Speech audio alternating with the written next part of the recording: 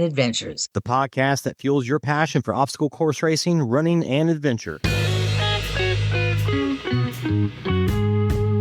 Since 2017, we have released weekly episodes for the seasoned pros, weekend warriors, and everything in between. We discuss the industry news, travel for live coverage, and interview athletes and key voices in the athletic community. We cover it all, from fundraising events, personal trials, to world records, FKTs, and world championships. Standing on the corner. Now let's get started with your hosts. Lost all my clothes. Michael Stefano and Caitlin Ritter. Hey guys, it's Michael Stefano. And Caitlin Ritter. And Caitlin, how was your weekend?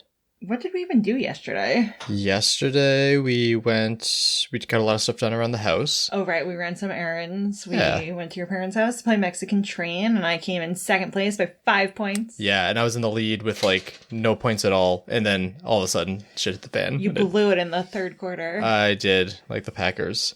Also, snow, and more snow. There's a lot. Do you remember my junior year of college, senior year of college, where it just snowed like this every weekend? Yeah, I remember people sledding down those were crazy the times. things. Yeah. What did you put after sponsors, and why did you write that? I was supposed to say Mud Gear. Okay. And a shout out to our sponsors. Mud Gear, use code ADVENTURE for 15% off your next Mud Gear purchase, and Caterpie. Oh, I need to use our code. Yes. I just got new road shoes. I think we talked about it last episode too. Oh, did we? Yeah.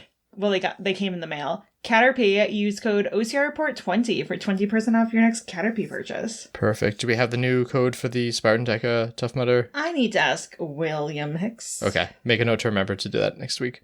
And a shout out to our patrons. It's not the first episode of the month yet. Jason Dupree, Samantha Thompson, Bradley Keel, Charlotte Engelman, Aaron Grindstaff, Lauren Stephen Ritter, Hank and Arlene Stefano, Cheryl Miller, Jessica Johnson, Christopher Hoover, Kevin Gregory Jr. It's his birthday today, right? Yeah, I was going to say the birthday boy. I haven't texted him yet. Evan Irick, Brent George, Logan Nagel, Seth Arinderkanesh, Steve Bacon, Robert Landman, and Jules Estes. Yeah, that's it for the weekly shout-outs. Thank you guys so much for the support. We greatly appreciate it. Also, a little behind the scenes. I've been having trouble having the Patreon posts have a link to the Facebook where all the Facebook behind the scenes stuff is. So I'll have to figure out how to fix that this week. And to the OCR Report for being a great home for us on the internet. And to Billy Hicks, the Podfather. Check it out over at theocrreport.com. Jason ran a 50K, and Will Hicks is starting the show, again. Yeah, and Will Hicks and I, there's another, ice cream 5K, and it's a 5K, 10K, or half. Oh, is that what Bluebell is? Yeah, half marathon distance, and Will loves running and eating events. Yeah. And I was like, Will, which distance should we do? And he said 24 hours. Is that it? Is that distance for? Because that'd be amazing. No, but I think he means world's toughest mutter. Oh, yeah. We should eat a pint an hour for 24 hours. That's a bad idea. And a shout out to our sponsored athletes. Javier Escobar, Kelly Sullivan, Ryan Brizzalara, Joshua Reed, and... Kevin Gregory, the birthday boy. Yes. Poll results. I don't think we did a poll. Gonna skip meme of the week. Caitlin, who's the badass of the week? Do you have one? No. Okay, I do. So it's all the people that are out here in New England, or even just the Northeast, that are shoveling through the shit. Or just, was it all of the country? Did I hear Jason's getting snow? Where the hell is he? Jason got snow in Texas. Oh, wow. You know who the badasses are? Not the New Englanders, because we're used to it. Not the people in the Mid-Atlantic, but it's the Southerners who have never owned a snow shovel before. Or the Minnesotans, where it's negative 20 degrees, and they're out there doing... protesting ice. That too. And also combating all the snow and crazy stuff too. I saw a video of Kirk DeWint just absolutely just being an animal, running and suffering through it, and yeah. I thought we were going political. Yeah, that too. Are you ready for quick news? Yeah, let's get to quick news. Speaking of sponsors, Caterpie says, we're building something bigger than laces. We're building a movement. If you're passionate about performance, community, and doing things differently, we want you. Become a Caterpie ambassador and help us share what we stand for. Join the movement. Apply on their Instagram. Yeah. I have to double check that we're still ambassadors or how all that works. Shout out to Justin Manning, who posted, and just like that, bam, Blake Abigail Manning exploded into the world on January 12th, 2026. Our family just got louder, brighter, and way more fun. Welcome to the BAM. Then next up, Tom Manning surgery. He posted January 21st, 2026. Another hospital visit for surgery is scheduled. Hopefully this procedure will alleviate the pain and discomfort in my middle toe. The tip of my middle toe will be amputated. Holy smokes. Yeah, so he's going through that, so best of luck to him. And also, we don't have like a link to it or anything, but Scott the Fade Knowles was talking about how he's having surgery done on his septum, so hopefully that goes well as well. His nose? Yes, yeah, he's been having like really bad issues, and that should fix it. Next news story from Aaron Newell. He said, "We, in no particular order, immaculately conceived, bought a house, and got married." So there's an update from someone that people don't usually hear much from. So yeah, that's that. So are they having a baby? It sounds like that, but he's also a really weird guy, so who knows what he means. Okay, that was a little confusing. UK OCR posted over 300 of the world's dedicated OCR athletes have come together to address some big concerns with world obstacle pricing at this year's Wild Chaos in the Rent. So it's really interesting. You can talk about like the price differentials. Oh yeah, because it's the hotel on booking.com is significantly cheaper than the hotel through OCR WC. As well as, and this isn't OCR CWC. This is the FISO. Right. And then it's also the price difference per country. Yeah. So the price difference of like a lot of different things, all the places that you can stay, all the different countries, and just the price increase over all this. And a lot of the comments are saying if you want to join up with UIPM, which a lot of people do, this is how things are going to get. We're going to be priced out of the sport, which is a bit of a bummer. And we won't be the ones competing. Ideally, the federations will be paying the entry fees and all that stuff too. But yeah, I don't like that they're taking advantage of it, but that's kind of what Olympic committees do. It is what it is. Next up, we have a new story from OCR Buddy, aka Russ Blatt, who said, "Hello all, how have you been? I've not been active on social media and with some of the programs that OCR Buddy does for the past few months because of priorities. 2 weeks ago, I had planned open heart surgery, which was a follow-up to surgery I had 31 years ago. Wow. I'm doing great. I'm getting stronger daily, and as each day goes by, I feel more and more like myself, and I'm doing much more and more." So shout out to him. Hope he feels better. And shout out to Bonnie Wilson, who's been holding down the fort as they continue to move forward in their 2026. Soon introducing all new ambassadors. Bonnie is the best. So yeah, I wanted to shout him out.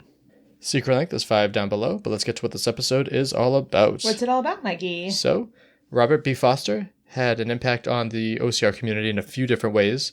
He first got into the sport back in 2011 with Boulder Dash, started training athletes with his RBF fitness clients and building them up to a goal of completing events, and more recently being our main man on the bike for the New England OCR Expo. So we had him on the show to talk about his training, clients, recent knee surgery, and of course his book and podcast, Shut Up and Grind. So let's get to the interview with Rob.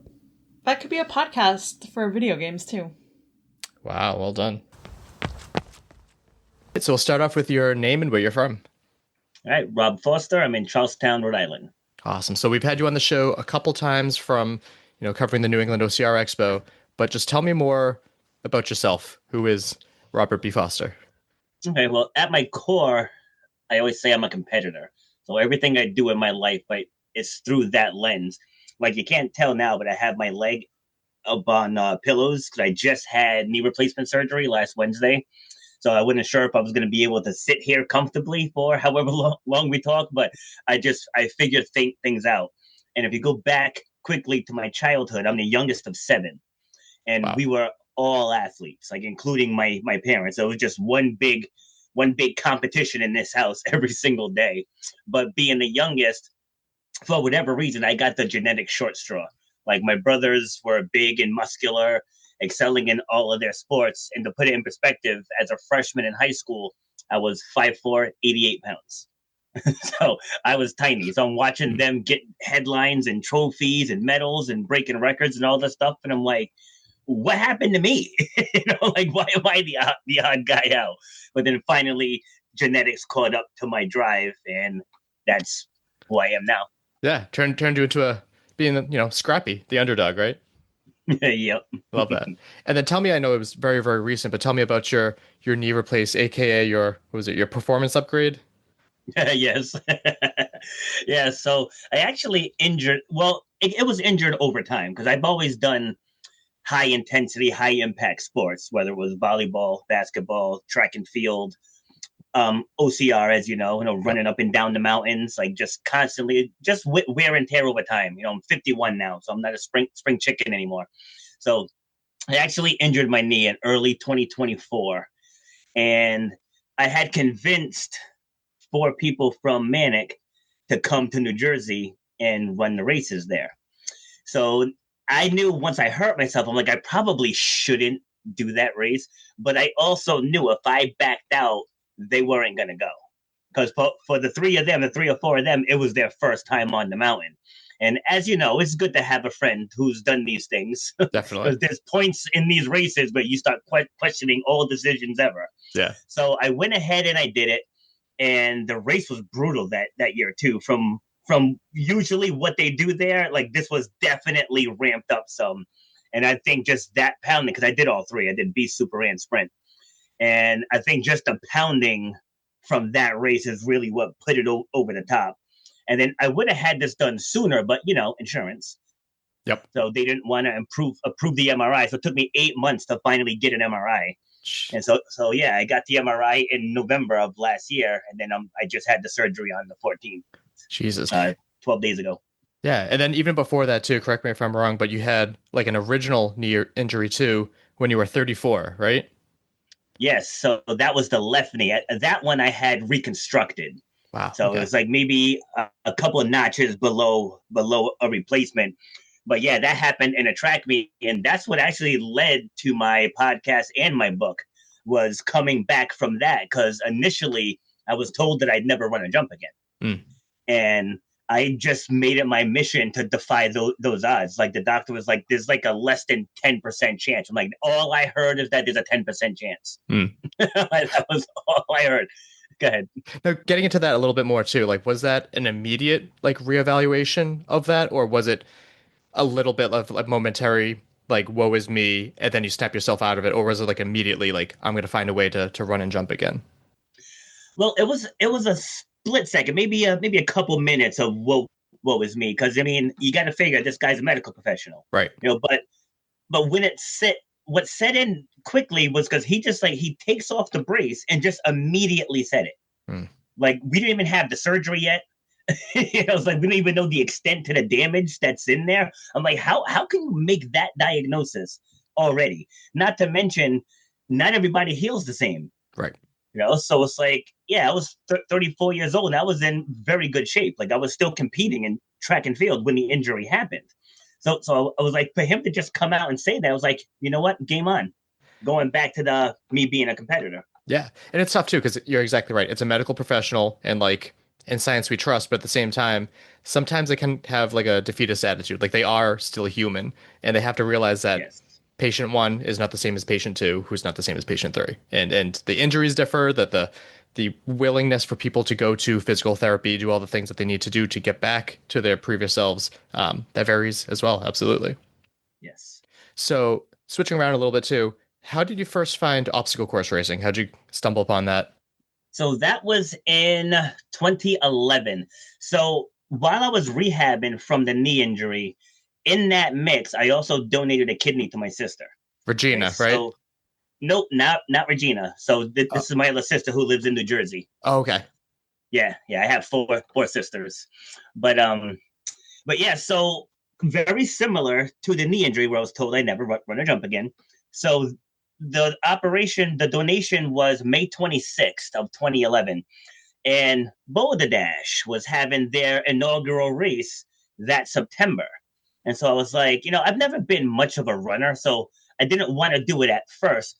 But then the surgeon was like, you're going to need time for your abdomen to heal after the donation. I'm like, all right, well, May, like June, July, August, September. I'm like, all right, yeah, that's like 4 months. Like, I'll be fine.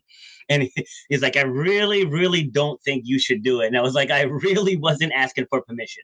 So that just became my mission, was to get myself back in shape for that race. And it was supposed to just be one and done. Like, I wasn't supposed to fall in love with this sport. It was more so to just add another layer to my story, like defy another set of odds. But then, like, real talk, about halfway through, I was like, this is stupid. I'm like, how many times are we going to go up these stupid ski hills? It's like up, down, up, down, up, down. Also, Rhode Island is not known for elevation. So like, I'm sure that was a surprise as well. Yeah. Yes, exactly. So like that, I felt beat down. Like I wasn't conditioned for it. So I was just scratching the surface with fitness at that point.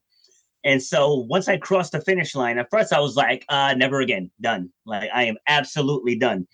But then just later on that night, you start reflecting and it's like, all right, I could start doing more pull-ups. Like I can start doing loaded carries. I can find hills. It's like, we're definitely not in a mountainous area, but like up at Diamond Hill and Cumberland, there's some steep hills over there. And like, we do a lot of our OCR training there now. But I was like, you know what? All right, when's the next one? And the Rugged Maniac was a couple weeks later. So put some miles in, did some pull-ups and all that. And then we ran that one and we had a blast. And then all hell broke loose from there. Yeah. I think a big draw to OCR that had a little bit more than like just trail running or just single focus sports is it's the constant need to work on weaknesses. Like upper body. Yes. Okay. All right. Now I need to get faster. All right. Now I need to get better elevation. Now I got to do this. I got to do that. That just appeals to a lot of people too, because like you can run, that's great. But like, can you do a single pull up? Definitely add some spice to it. And so kind of bring us all the way. I mean, now it's way past, 2011. You've been in the game for a long time. How has it been seeing the sport change for better or for worse over the past, decade plus? Well, I mean, the fact that a lot of them are still hanging in is very, very good, especially post-COVID, because I figured once COVID hit that it was going to wipe out a good majority of them. I mean, that's your bread and butter. Like, you need crowds. It's like, without crowds, what can you do? And because of that, I've been more patient than others. Like Spartan really hasn't put in any new obstacles in a minute, but like I said, I just as a fan and someone that's been there with the sport, like I've interviewed Joe DeSena, I've interviewed Dan McDonald, and just getting their, behind the scenes perspective and what they're going through just to stay afloat. It's like, it would be nice to try some newer things. Cause for a lot of people, the obstacles are their tough point. For me, I'm pretty obstacle proficient. So it's like, I'm ready for that new thing, right? I did the OCR World Championships before they moved out to California. Yep. And I only did the 4-mile course because the next week I had the 3 races in New Jersey. So like I didn't want to do too much and then not be ready for the trifecta weekend. But even in that 4-mile course, I mean, Gibbons I was familiar with, and there was a couple walls. Everything else was new. Yeah. And I was like, ooh, what's this? And my wave started at 1. At 1:03, it started raining. So I got brand new obstacles in the rain. It's like I ended up still with 100% completion, but that challenge of it was absolutely amazing. So to answer the question directly, I mean, I know that they have to appeal to a bigger audience. So it's like you can't take the sprint. Like, remember when they first toned down the sprint? Oh yeah. And everybody was in an uproar. But like even me as a fitness coach, if somebody comes in on their first day, I don't want them outside hurling on the first day. Like that's not a good look. It's like you got to ease them in. It's not sustainable. And I think, yes, yeah. And so and I like that how Savage has different levels now, and some of the other ones I don't know, Bone Frog's coming and going or whatever, but I know they had different levels too. Mm-hmm. And Tough Mudder has different levels now. So I think for the sport as a whole, I think that's good. I mean, for those of us that have been there when the sprint used to smoke us, I can see those people like, hey, but I also understand for the sport to stay afloat, you have to appeal to a new group of people. Yeah, there's definitely back in my day, the sprint was anywhere between like 3 and 6 miles. But at the same time, like training for a 3-mile race and training for a 6-mile race, it's not entirely the same. So I get why they need to stick more to it. It makes more sense. And then how did RBF fitness come about around here? Was it around the time of OCR or was it a little bit before that? It was just before. So I started RBF in 2009. So this was actually a few months before the first knee injury. So I had just gotten myself back into shape as I was studying for my health and fitness certification. And so once I did that first Boulder Dash, I started incorporating more OCR specific exercises into the training. And then in 2014, we pretty much opened up an OCR gym. It's like I had a rock climbing wall. We had monkey bars that sloped up. We had the high Hercules hoist. We had a traverse wall. We had a couple 5-foot walls. We had climbing ropes, Atlas balls. Like we had all of that stuff. And yeah, it just kind of morphed into it. It's like I never really marketed it as an OCR gym, because weight loss is the big thing in fitness. Like people want to lose weight. So we always marketed weight loss. And then as those people that came in, we started using OCR as like another goal. Yeah. It's like, all right, you want to lose 15 pounds. Great. In Fenway Park, we have this race, it's like that's 7 months away, but we want to have you ready for that race. So it became, instead of just like a weekend warrior kind of thing, it became a goal to get some of the newer people. It's like, we want to get you through this race. Like I brought 33 people last year, and so many of them didn't think they'd be able to do it. Now, did they complete everything? No, but they did a lot more than they thought they were going to be able to. Yeah, I love that. And I think it is important to not like pigeonhole yourself as like just OCR, because there is so much out there, but it does give people that goal of like, Fenway, which a lot of people say like, oh, that's like an easy race. On one hand, okay, do it faster. On the other hand, there's people that's doing it for the first time, and that is like their be all end all goal. I mean, I went to one race, Gaylord Gauntlet in Connecticut, and I've been doing this since 2012, so not quite as long, but I've never seen something more inspirational because it's at a hospital and there's surgeons and nurses running with their patients who have lost legs, arms. There's a visually impaired division. It is so all encompassing. And people say that they go in for surgery and they're seeing this event happening right outside their windows. And they're like, I want to do this next year. And they're like, that's awesome. Let's work for that. And giving them a goal to like, I want to walk again, or I want to run again. Like it gives people the motivation they need, especially with weight loss too. Of like, I want to lose this much weight. Okay, well, how much is muscle? How much is fat? Like how about we have a more productive goal than just, which is still good weight loss, but yeah, can imagine that definitely helps hook people in, right? Yes, like I always tell my clients to work on performance-based goals, because as your performance improves, what you want physically will naturally just happen. It's like if you're swinging an 8-pound kettlebell and 3 months from now you're still swinging an 8-pound kettlebell, there's not going to be any changes. Right. But if 3 months later, if you start with that 8-pound bell and now you're swinging a 40-pound kettlebell, your body has now undergone some changes. And weight loss, it's not all black and white. Like there's this woman, Lydia, who trained with me years ago. I have a before and after photo of her. The exact same weight. She was 143 pounds. I'll never forget. Exact same weight, but she lost so much body fat. Right. Like her body looked so different. Her face looked so different. So I tell people, don't get so caught up on the number on the scales. Like go by how you feel. How do your clothes fit? Yeah. It's like that's the bigger thing.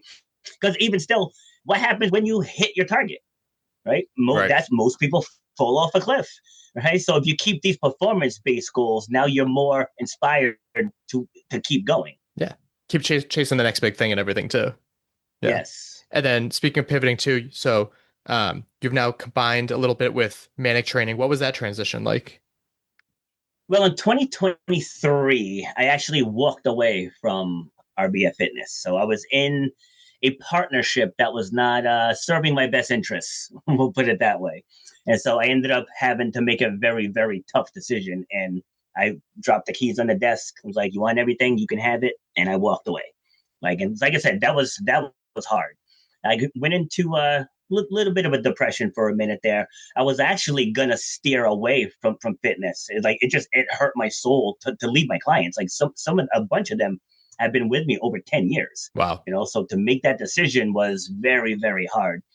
But as a motivational speaker, I always tell people, when you're on fire, you can't put out the fire, right? So it's like I had to step out of that anger and shame, feeling ashamed, that hurt. I had to step outside of all of those negative feelings. I'm like, you got to get the ball rolling again. So it actually started with coaching track, because I lived not far from the school I went to high school. And my track coach is actually still coaching. Right? So I went to go talk to him to see if I could, start working with his jumpers.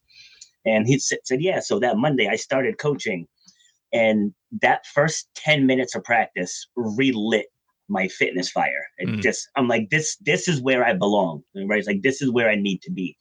And now when I lost everything, when I tell you I lost everything, lost the house, the car, like I hit rock bottom, right? So I ended up borrowing money from my mom to get a moped. I'm like, I need something with wheels. Yeah. And it was more so just to get myself back in the gym and to start working on me. So now with Manic, I knew that there was a location in East Greenwich because you can see it off the highway. I didn't know that there was one in Wakefield. Right, so I'm on my moped and I'm heading to Planet Fitness. So now I live in Charlestown, so South Kingstown's about 20 minutes away from here. Right, and so I'm on the moped, and as I'm heading to Planet Fitness, I see the Manic in Wakefield. I was like, I didn't know they had one of these down here. So I get to Planet Fitness and I jump on their website and I signed up for the free trials. Like going through the website, it looked like our styles were aligned. Like our missions are aligned. It's not like that some fancy fad stuff. It's just about getting people moving better, feeling better. So I went and I took class that night. And now I didn't realize their model is a 3-day model. So they do the same class on Monday and Tuesday, Wednesday, Thursday, right? Oh, yep. So I went to Planet Fitness, did my workout. Then I went and I took class that night. So now the owner wasn't there that night, but his wife and his son were. So I met them. And they're like, oh, well, he's teaching in the morning. So, all right, well, I'll just come and take class in the morning. And I did the same workout again. It's like my legs were smoked. But John and I got to talking after class, and we just hit it off.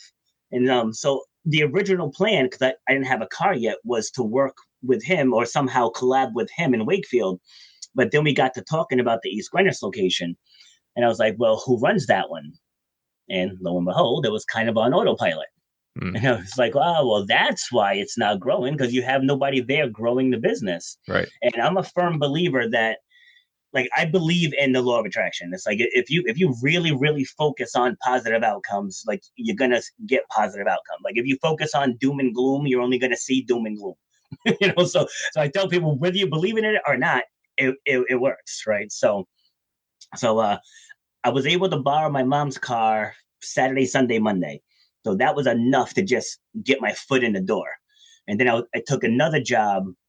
I was bussing tables, believe it or not. I had to talk about swallowing humble pie, right? From being a business owner to bussing tables. But I did enough to save up enough money, and then I bought my car.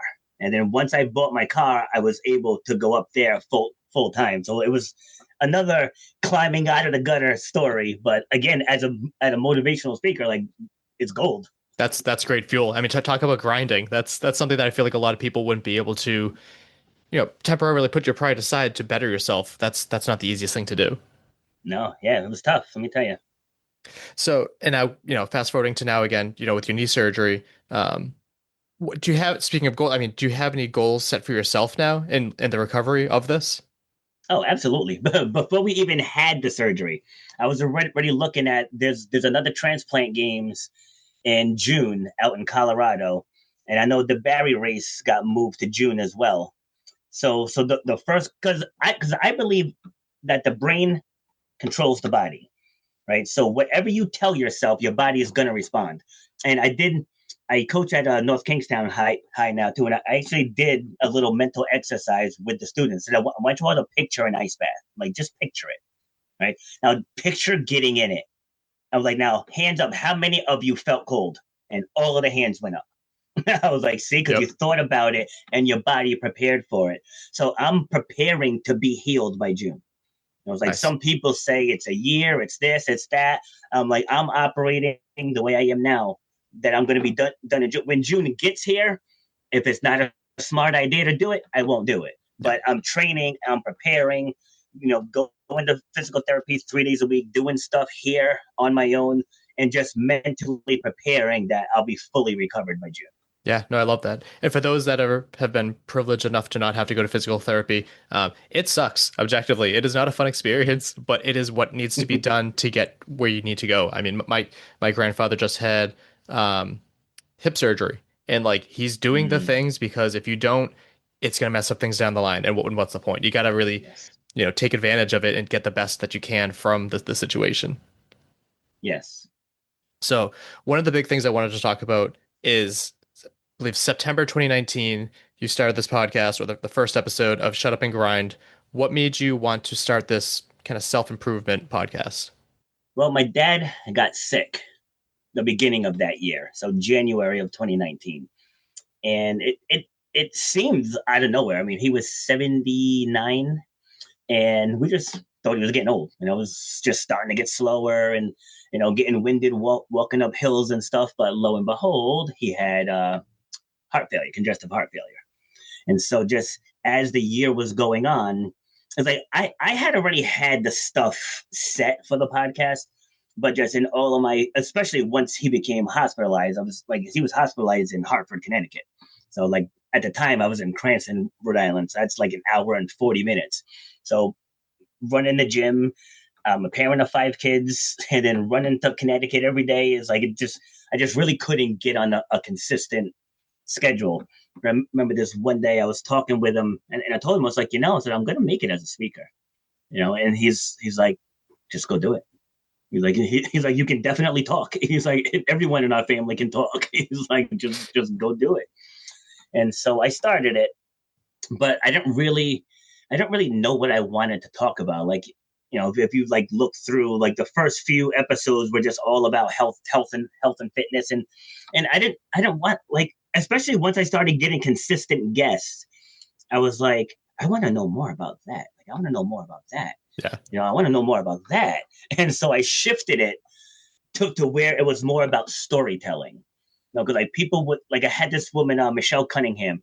She's got a seven-figure affiliate marketing business. Like she literal rags to riches story, but she was like glossing over all of the hows, and I had to keep bringing up. No, wait, hold on, go back. Okay, your family was poor in a middle class neighborhood. All right, walk me through that. Like, what was that like? And then I started shifting from just being about fitness to really finding out how people got through the things that they got through en route to where they are. Like most people just want to talk about all the good stuff, but like depending on who your target audience is, for me, it's that person that feels stuck, that was told you'll never XYZ, or you won't be able to, you're not smart enough, you've been through trauma, you've been through whatever it is, but it didn't break you. Like, how did that not break you? Yeah. So I bring guests on from all over the world to share those stories. Yeah. So I was going through, I want to say discography, your old episodes and everything. And it was interesting to see because you're right. Sometimes you start a podcast and then you pivot a little bit. We started off as just like a time capsule. We were going to talk about our adventures. And then I'm like, you know what? Let's have elites on, let's do live coverage. And I saw that. So you put out like a few short episodes from just yourself. And then you started to have guests on the show on September 2020. So just talk a little bit more about like that pivot, that change in plan, that evolution of the show. Well, I found like when I first started getting guests, I mean, you know the drill. People send over talking points and it's like, I'm looking at the talking points. I'm like, I don't want to talk about any of this. Yeah. It's like, it's like, I don't want you to answer the same question that you've answered 5,000 times already. Mm-hmm. It's like, I want something real and raw. So like, I've actually turned guests away because they didn't like that. They're like, I like to go in prepared. I'm like, you don't know how to speak about your life? Right? I do the same thing. Some people are like, can you send me a list of questions? They're like, no, we're going to talk. I want to learn more about you. Like, this is how we do it. Exactly. Yeah. So, and then just as I started bringing more and more guests on, just the stories, like a guy, a woman's husband got kidnapped in Congo on a missions trip, and they would call her every night while they're beating him, and they ended every phone call with a gunshot. So Wild. She never knew if her husband was dead or alive. Like, thankfully, he survived the ordeal. But I've interviewed former gang members turned $1 million entrepreneurs. I've interviewed a Playboy centerfold, a former pimp, right? A woman who was dropped off at a homeless shelter by her mom at the age of 16 with her two other kids. Like, she kept the two other kids and dropped off the 16-year-old. Wild. You know, like, unreal. People who grew up being sex trafficked, like things that, you know, we'll cry about a busted cell phone case. And there are people out there that like have gone through some horrific things, and they've gone on to do amazing things. You know, so like just as I started getting more and more diverse guests, I'm like, there is a lot of wild stories out there. Yeah. And I love it. Absolutely. I saw that. And also in 2020, you were highlighted by an article, I think it was for Authority Magazine or Medium.com. And you were like highlighted there. Yes. I think you've recently reposted it too. How did it kind of feel to get that kind of feedback and recognition for the things that you're starting to do? It's surreal. It's surreal. Like, I mean, people know me. I have I'm very competitive, you know, I'm very extroverted, but when it comes to things like that, I'm very humble, you know? So like to just look at it, it was just like, wow, you know, like when you're just reading about some of the things that you do, because to me, it's ordinary. It's every day. Like, right. This is what I do every day. Help people get out of their own way, whether it's in the gym, whether it's through my podcast, whether it's through book sales or whatever it is. It's just every day. But to actually sit down and read the article, it's like, damn, it's like we're doing some good stuff here. It's awesome. Absolutely. And so you've had 383 episodes, last I counted, covering big topics, some that you've mentioned, but also featuring things like race relations, which unfortunately now is more important than ever, parenting, suicide, burnout, trauma, grief. I guess what are some things that have changed your perspective from when you started the podcast and from hearing guests? Like how have you re-examined life, I guess, after all these guests? So what I found out is that pain is pain, right? So let me give you an example. Like, I always use this example. So like my mom, I mean, she's, knock on wood, she's beaten it since, but my mom had breast cancer, not this past September, but the September before. So we'll even take my current state of recovering from knee surgery, and let's take a pregnant woman who's 9 months pregnant, right? These are three completely different things, but all three of us every day, we have to wake up and face our reality. Yeah. Right. So mom would have to wake up every day, drive to the hospital, get radiation treatments. They had her exercising, you know, dealing with the fear of what if it spreads, you know, like what if this hits stage 4, you know, she's thinking about like final arrangements and all this other stuff. I'm like, whoa, focus on today. It's like, reel it back in, like, let's day by day. And same thing with me, like sleeping is uncomfortable, driving is uncomfortable, walking is uncomfortable, you know, like everything is uncomfortable, but I need to come here and I need to show up, you know? So like regardless of what it is you're dealing with, like you still have to show up for you, for our audiences, you know, for our clients, our coworkers, our friends. Like we have to show up, even though I'm very uncomfortable right now, right? I'm here, I'm smiling, and I'm doing what it is I have to do. And that pregnant woman, low back pain, swollen feet, baby on the bladder, right? Having to pee every 5 seconds, belly feeling like you're going to explode. Like every day she's got to wake up and deal with that reality. So how do people stay in that box? Is because they worry about what? You know, they'll be like, don't you dare try to compare a pregnant woman to you and your knee surgery. I said, no, because you're comparing what, right? It's like once you realize that the more and more of these stories that I hear, the journey to healing, they're all pretty much the same. Yeah. It's like the first step is you got to accept your current state. And then you got to take steps each day to get better and better, you know, every single day. So whether it's my mom and her cancer, or me with learning to walk again, essentially, or again, the pregnant woman dealing with just the pains of about to deliver your baby. And so again, whether it's, you know, the guy getting kidnapped in the Congo, or the girl being stuck in that sex traffic ring, you know, things of like all of that stuff, it's pain, and you got to break free from that pain. And so that's the premise of the show in the book, is to help people to take that what, and then carve out the how did that not break you, and then to reframe the entire story. And instead of it being this is what happened to me story, it's like, look what I conquered story. Yeah, I like that. It's like the whole like saying of eating, how do you eat an elephant, like one bite at a time, but like with guidance. Yes. I do like that. Yes. And again, with like so many guests, you brought up some really great examples with the kidnapping in the Congo and being dropped off at a homeless shelter. What are some other stories that have stuck out to you over the years? So I spoke with the richest man in Japan, Ken Honda. So figure out by that last name. Yeah. Right? So sounds familiar. Yeah. Just but just listening to, I mean, there was a little bit of a language barrier there, but one of those same scenarios where he could have just been, oh, woe is me and all that, and he just built a friggin' global empire. It's like the guy is worth an insane amount of money, but it's not even that. It's he talked more about opportunities.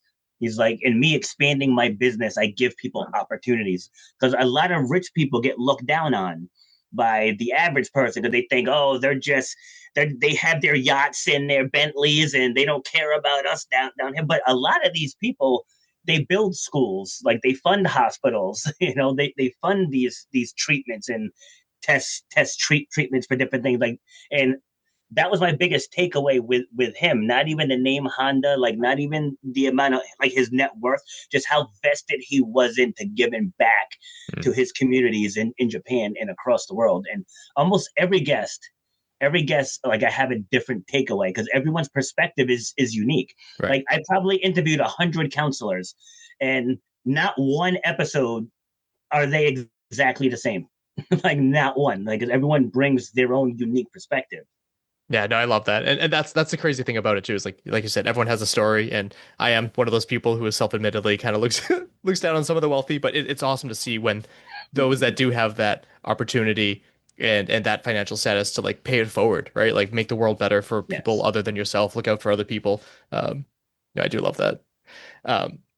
One of the difficulties or grinds that you may be able to identify as a fellow podcast host is the constant work that the podcast takes. As you know, most podcasts just kind of do a few episodes and die out. What keeps you going? Is it just the search for more stories? Is it the feeling that you're making a difference for your listeners? Like, what keeps you going with this? Well, it's like connecting with the guests and the feedback from the audience. Just people, whether they're commenting in real time, people send me inbox messages saying, hey, you had this guest on the other day and their story really touched my heart, and things of that nature. Like it's not even about like me at all. It's like a lot of the guests that I bring on, it's like we keep in contact long after the episode, whether it's through like Instagram DMing or whatever. A lot of them have shows too. I've been on their show. I'm actually collaborating with someone. We're going to start our own show, almost like a Dr. Phil style. Okay. Where it's like, we're going to bring my energy, she's going to bring her energy, and we're going to just take people in real time that have whatever it is that they're working through and they want guidance on. And we're going to do that in real time. But like, that's what keeps it going, is just knowing that people get value. Even if it doesn't get, if an episode only gets 5 downloads, but we get 3 comments saying, wow, that was awesome, then it's worth it to me. Yeah. And for me personally, I had to completely streamline it because I didn't have time for all this editing and stuff. Oh yeah. So I live stream it, and then I immediately upload it to Spotify. It's like if I actually had to go through each one and try to clean it up and spruce it up, I wouldn't do it. Yeah. I would not do it. Like I need it clean and simple. So that helps. Yeah. In my line of work, we call that response effort. And when it's not worth it, like that's how things start to fade away. There was, I think it was like 2019. I was in 2020, especially, I was putting like a lot of effort into like editing and all that stuff. These episodes were taking me 5 to 6 hours a week. And it's just like that's how you burn out. So you got to figure out like a way to keep it sustainable and everything. So yeah, I definitely commend you on that. And then in addition to your show, you also wrote a book by the same name, Shut Up and Grind, Overcoming Self-Doubt and the Fear of Public Speaking. What was the process of book writing like? Because obviously it's a little different than public speaking. Yeah, well, it took me a while. It took me over 3 years to write it, because at first I felt like a hypocrite because I'm really not a book reader. It's like I prefer videos, podcasts, things I can just listen to when I'm driving or if I'm working out. And so like I kind of felt guilty writing a book because people always say, "Oh, what's your favorite book?" Well, I really don't read books, So, but then going back to, it's not about me. There are people out there who would probably like the content of my show if it was in written form, right? So once I made that shift, then I was able to start putting the pen to the paper. And so going back to Michelle Cunningham that I mentioned earlier, when I interviewed her, she has a book called Do It Anyway, Girl. And again, very similar premise, because a lot of women feel, especially once they become moms, that their time is over. It's all about the kids now, right? And so she said to her husband she wanted to write a book. She figured out each chapter is about X amount of words and takes X amount of time. So she said, I'm gonna need you to watch the kids.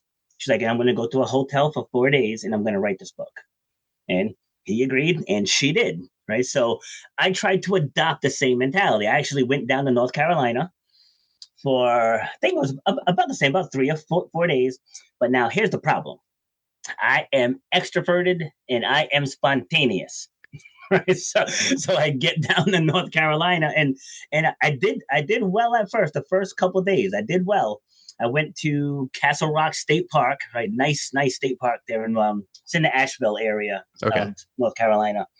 And I found a table, had my laptop, and just started going to town. Right? I got maybe the first 3.5 to 4 chapters done, and then the explorer in me kicked in. And I just started sightseeing and all this other stuff. And then I hit like a year and a half of just nothing. It's like I would open it up, I would reread the first chapters and like, all right, let's add to it. And I didn't add to it. So finally, this was when everything hit the fan in 2023. I got back on it because now I'm like, I can take this and turn it into something. Like I can take this moment of losing everything. So I got back to coaching. With the busing job, I only bust for 30 days. Then I got two promotions. Because I told myself, all right, I got to humble myself and do this. So I'm just going to do it better than everybody else. And just let them see that we need to put this guy somewhere else. Yeah. So that helped, right? And doing that, then like if I can get this book out there and start making a difference in that lane, build myself back up financially. And then, because like I live at home with my mom, like literally in my mother's basement, right? So, but that's actually going to be the title of book 2 is going to be called From My Mother's Basement. Because I always tell people it's not about where you live, it's about what you create. Yeah. And so, because even still coming here, it's like she needed my help, but just as much as I needed hers. Like I said, Dad passed in 2019. So it's been, at the time, it was going on 4 years, and we have a lot of yard here. So just even basic things like raking leaves takes like 3 weeks. Because we have so much land. With the snow coming out, like it's gonna take us 2.5 hours to shovel that driveway. Yikes. If not more than that. So it's like we're helping each other here. But that's gonna be the title of book 2 is From My Mother's Basement. I like that, and I respect that the title, because a lot of people can identify with that. Like I lived in my parents' basement until I was like 20. I was in a situation where like I just saved money, and all my friends were having apartments, and they're having, honestly, a lot more fun than I was having. I was working, coming home, and that's just working. There's a time when I was working like 3 jobs all at the same time just to make money, just to make money. And luckily, I was able to buy a house right before COVID. But like the housing market right now is unbelievable. And then if you're renting, you are just paying that person's mortgage. So it's like, it's wild. Yeah. And so many people can identify in that situation right now, especially. So I do respect that too. And you could turn that as into excuse, like, oh, woe is me. I'm just gonna kind of collapse into myself and just stop producing what I would consider art, these interviews and everything. Yes. But you don't let that happen because you keep grinding at it. Absolutely. Yeah, love that. So speaking of that, in addition to like recovery, what are your plans for 2026 now?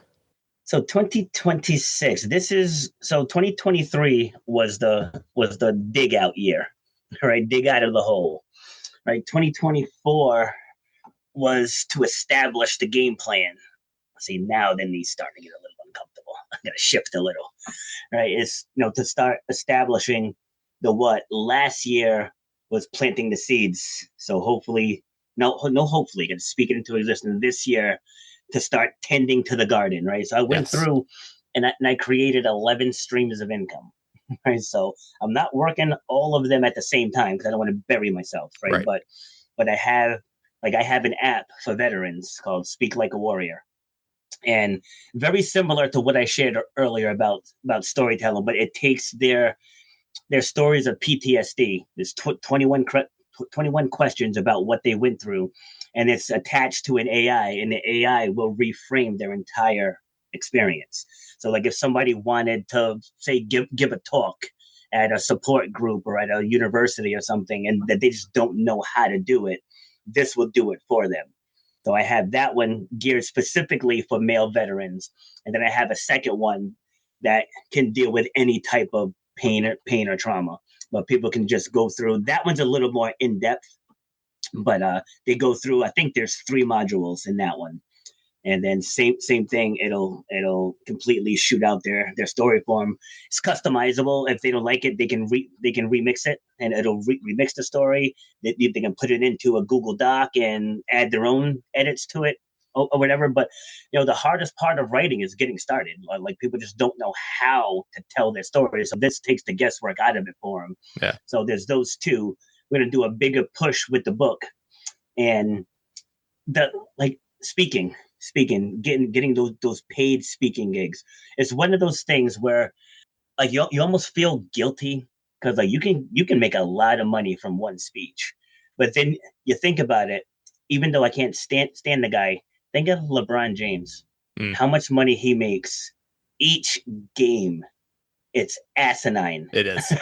You know what I mean? Yeah. Each game to play a game. It's like I'm at least given things that can literally help people change their lives. Right. Because I'm like I'm gonna get $15,000 to speak for 45 minutes. It's like it almost sounds greedy, but then you have to think about the event. Is this an event where people are paying $500 to attend, and it seats? Say it seats 2,000 people. It's like they're bringing in mega money. Yeah. Just like the NBA and the NFL, they're bringing in mega money. That's why these athletes can get paid like that.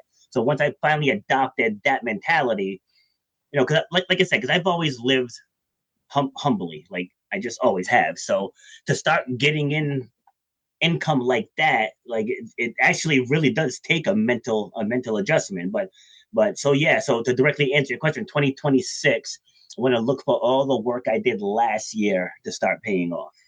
Yeah, no, I do love that too. And I know that as someone who hates public speaking, and that was an absolute nightmare for me when I had to do grad school and stuff for it. But to have your books like in the back while you're public speaking, like that's the 1-2 punch that seems to be really effective for like to give the speech. Also, my books are in the back. I'll sign them for a little bit extra. Like I can imagine that being like really successful for you too. But it's funny because I'm very much, despite podcasting and people hear my voice every week for the past, long time. I'm a wicked introvert. It's so interesting to me that like people meet me and they expect me to be like super talkative. And sometimes I'm jealous of you extroverts out there. Sometimes that stuff comes easier to you that way. I would actually, believe it or not, I would classify myself as an extroverted introvert. Gotcha. Okay. Right. It's like when I'm in my element, absolutely. Yes. I will command the room. The second I clock out, get off me. Like that is just how it is. I'll be at the supermarket and I'll spot someone from across the way. It's like, no. It's like, I do not want to people right now at all. But when I'm in my element, I'm game on. I identify with that so much. Going back to OCRWC, I would often cover it. I'd go out, interview all the elites, all that stuff. And I would literally go to a part of the building that like people didn't go to just like decompress. Like I need that. I need that. I can put the facade, for me, the facade on for a little bit. Like I love what I do, but like I need to recharge a little bit there too. Yes. Awesome. So started to wrap up a little bit. Where can people find your show, your book, anything else that you have going on, anything else that you want to plug too? Yeah, so the easiest way is my website, robertbfoster.com. Make sure you put in the B or else you're going to get somebody else, right? So it's robertbfoster.com. I'm most active on Facebook. Yes, I know I'm over 50. We're still clinging to Facebook, and yeah, but yeah, I'm on Facebook, TikTok, LinkedIn. I'm on all those, and all of the links to those are on my website. Podcast, Shut Up and Grind. The book is on Amazon, and as far as following, yeah, on Instagram, it's at Robert_B_Foster. And then Facebook, TikTok, and YouTube is at Robert B. Foster. Gotcha. And I see that you're repping the sweatshirt, and we appreciate the help you've done with the New England OCR Expo. Do you have plans to come back to Ultimate Obstacles? Oh, absolutely. Awesome. Absolutely. Yep. I've been the only MC that they've had, so I'm going to keep that going. Love that. As long as I can, as long as they'll have me. Have you in the past brought books there too? I feel like you should have like a table in addition to doing what you're doing on the mic. I have not. It's like I know Steve said I could last year. I don't remember why I didn't. But yeah, that I probably should this year. Good point. Yeah, that'd be great. Awesome.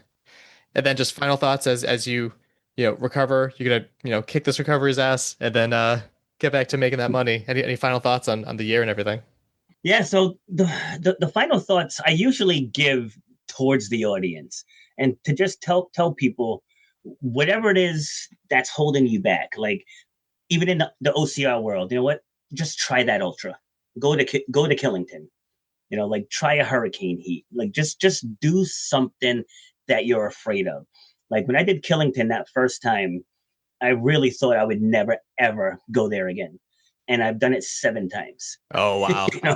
You're a real glutton for punishment there. Oh, my God. It's like every year I'm like, no. It's like I blame my clients, though, because then like you get newer clients and they're like, I'm down to try. It's like, crap. It's like, I got to go back there. But the thing is, when you do something hard like that, like at Sean from Tough Mudder always says, when's the last time you did something for the first time? Hell yeah. It's like you see what you're made of. You see what you're made of. Like when I lost everything, yeah, some people end it all. Yeah. In those regards, having to face the reality of calling their mom and asking to come home, facing that reality. You hear it in all the songs. If you live at home with your mama, right? You know what I mean? And like just dealing with that scrutiny. It's like how am I gonna get up and get on my show and talking all of this stuff? And I was like, wait a second. Wait a second. I don't have to subscribe to society's norms. Right. Right. I don't have to explain my life to anybody else. I'm just gonna get up here, do what I do. But going through that process though made me a stronger person. It actually made me a better speaker, a better presenter, because my life went up in flames and I was able to come out of it stronger. So going back to the original point is do that hard thing that you thought about, you looked at it, you've spoken to people about it. It's your turn now. Just sign up, train up, show up. Hell yeah. Good place to wrap up. Again, thank you so much for taking the time. And yeah, I'll be checking out your show. Awesome. Thank you. Appreciate it. Welcome back. Thank you, Robert. Be sure to follow him on social media, check out his podcast, consider buying his book, and maybe book him to speak at your event. Also keep an eye where he'll be next, like the New England OCR Expo. Related episodes, episode 165. Oh, geez. New England OCR Expo and Party. I think that's the first time we joined, and I wasn't on the board. We were just there. And episode 382. New England OCR Expo Part 2, Athletes, Speeches, and Staff. And I think that was last year or the year before? Year before, I think. It's a blur. Subscribe and follow wherever you get your podcasts. We are Obstacle Running Adventures on all of the podcast players. If you like what you heard, you can leave us a review on Apple Podcasts. We haven't gotten a review in 2 years, and it was a 1-star review, so maybe some positive things would be nice. That's wild. I tore that person apart 2 years ago. Yeah, isn't that crazy? That's overdue. But reviews don't do that much to help the show. Just reach out to us on social media, all that. That is greatly appreciated. Yeah, we love to hear from you, so follow us on Facebook, follow us on Instagram, and reach out. Coming up next, either will be an athlete from one of the few remaining winter OCRs, or one of a few guests that I plan to reach out to tomorrow. Caitlin, I have some jokes if you have a quote. I do. All right, we'll do the jokes first. Look away. Sure. So this is on brand because I have been playing Pokemon again, and I'm a big nerd, so there's that. Let's see. How do you get Pikachu on a bus? But he's electric? Mm-hmm. You play that song that's like, it's electric, boogie, boogie, boogie. Yeah, electric slide. Pokemon. Oh. Yeah. Why do Pokemon have eyes? To see? So they can Pikachu. Yeah. That's really good. What do you call a green Pikachu? Greenachu? Picklechu. And then what kind of car does Pikachu drive? I have no idea. Volkswagen. Oh, that's funny. And I guess one more, because there's a bunch of them here. What's better than one Pikachu? 2 Pikachus? Yeah, Pikachu. Pikachu. Oh, Nice. I like that. What do you have for a quote? My quote says, brave are the ones who fail and fall, yet they keep being kind, keep going strong, keep being at peace, and keep spreading love. And that's from Ajum Chardonnay. All right, so that just wraps it up. My name's Michael Stefano. And my name's Caitlin Ritter. We'll talk to you next week. Thank you for listening. If you enjoyed this episode, please subscribe on your favorite podcast platforms so you don't miss our future episodes. We would greatly appreciate it if you write a review. Reach out with feedback on social media. And most importantly, share the show with a friend or family member. Our intro song was Streaker by Straight Up. And our outro music is Iron Paw by The Best. Yeah, I think this is good. And this will especially be good for like January, right? Like I feel like personally there's no bad time to start a new goal, but everybody that have like their New Year's resolutions and die off on like the 11th or whatever, like I hope that this will get people like getting back to it and everything. All right, have to go back and shovel in like an hour or so. No, I don't think that soon. Just before it rains or sleets or whatever. Also, the Pokemon game is Pokemon Violet, because I'm very behind on video games, and so I'm not even close to ZA yet. But if you're a nerd like me, reach out and we can nerd out together.